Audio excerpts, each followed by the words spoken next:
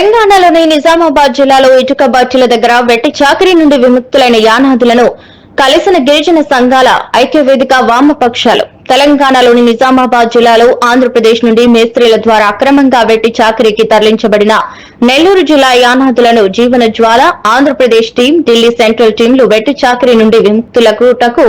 కారణమైనందుకు గిరిజన సంఘాల ఐక్యవేదిక తరపున వామపక్షాల తరపున ప్రత్యేక ధన్యవాదాలు తెలియజేస్తున్నాం। ఈ కార్యక్రమంలో గిరిజన సంఘాల నాయకులు దునారి ప్రభాకర్, బిఎల్ శేఖర్, ఇండ్ల రవి, బాపట్ల వెంకటపతి, బాపట్ల సత్యవతమ్మ, మెంబర్ నెల్లూరు జిల్లా నాయకులు మల్లికార్జున్, సిపిఐ సిపిఎం నాయకులు పాల్గొన్నారు।